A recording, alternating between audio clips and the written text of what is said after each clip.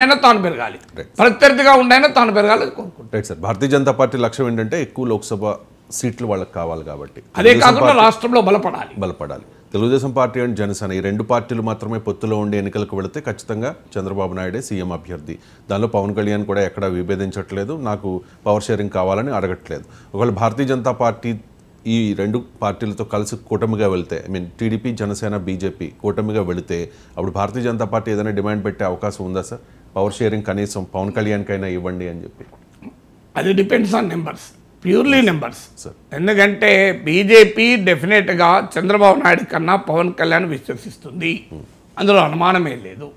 ఏ మాత్రం అవకాశం వచ్చినా చంద్రబాబు నాయుడు బలహీనపరిచి ఆ ప్లేస్ తాము ఆక్రమించాలని చూస్తుంది. తెలుగుదేశం పార్టీని బలహీనపరచాలనే చూస్తుంది. అధికారంలో ఉన్నా కూడా అది నితీష్ కుమార్ని అధికారంలో ఉండే బలహీనపరిచింది, శివసేనతో కలిసి ఉండే బలహీనపరిచింది. చరిత్ర చెప్తున్న ఉదాహరణ కదా, not based on any fiction, not based on any opinion. అందువల్ల డెఫినెట్గా Pawan Kalyan is more reliable alive for BJP than TDP. కానీ నెంబర్స్ని బట్టి ఆధారపడుతుంది. అంటే రేపు రాబోయే అసెంబ్లీలో తెలుగుదేశం పార్టీకి సొంతగా గనక అధిక మెజారిటీ లేకపోతే ఖచ్చితంగా పవన్ కళ్యాణ్కు ఆ ఆలోచన ఉన్నా లేకపోయినా ఆ ఆలోచన బీజేపీ కల్పిస్తుంది, పవన్ కళ్యాణ్ ముందు పెడుతుంది. ఎందుకంటే పవన్ కళ్యాణ్ ముందు పెట్టి పవన్ కళ్యాణ్ ముఖ్యమంత్రిగా చేయాలి అనే కండిషన్ పెడుతుంది. అట్లీస్ట్ ఆఫ్ టర్మ్ అన్న ఇవ్వాలని కండిషన్ గ్యారెంటీగా బీజేపీ పెట్టిస్తుంది.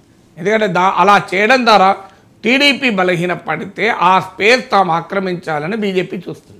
అందువల్ల ప్రత్యేకంగా పవన్ కళ్యాణ్ పైన ప్రేమనో చంద్రబాబు నాయుడు మీద కోపమో కాదు, బీజేపీ రాజకీయ వ్యూహం తాను పెరగటానికి ఇది ఉపయోగపడుతుంది. మళ్ళీ చంద్రబాబు నాయుడు ముఖ్యమంత్రి సీట్లో కూర్చోబెట్టి ఆయనను బలోపేతం చేసి తెలుగుదేశాన్ని మరింత బలీయం చేసి బీజేపీ మళ్ళీ 3 సీట్లు 4 సీట్లు కోరుకుంటూ ఉండే ప్రసక్తి లేదు. లేదా చంద్రబాబు నాయుడు బలోపేతం చేసి తెలుగుదేశాన్ని బలీయమైన పక్షం చేసి రేపు మళ్ళీ పరిస్థితులు వికటిస్తే మళ్ళీ తమ పైన ధర్మ పోరాట దీక్షలు చేసి కాంగ్రెస్తో కలిసే అవకాశాన్ని బీజేపీ కొట్టిపారేయదు. బీజేపీకి తెలియదు ఇవన్నీ. సో అంత అమాయకులు అయితేనే బీజేపీ ఈ స్థాయిలో పెరిగారా? అందువల్ల it's a clear strategy of BJP to weekend TDP either as a friend or as a ఫో. నేను మళ్ళీ చెప్పేది, మిత్రుడిగా ప్రత్యర్థిగా ఉంటే బలహీనపరుస్తారు, లేదా మిత్రుడిగా ఉన్నైనా బలహీనపరుస్తారు. అందులో భాగంగా పవన్ కళ్యాణ్ సీఎం చేయాలనే డిమాండ్ బీజేపీ చేసే అవకాశం ఉంటుంది, provided electoral arithmetic in the post poll scenario. ఎన్నికల తర్వాత నెంబర్స్ ఎలా ఉంటాయన్న దానిపైన ఆధారపడుతుంది. Right sir. ఇక తెలంగాణ పరిణామాలని చూద్దాం. KCR is back. చాలా అగ్రెసివ్గా రేవంత్ని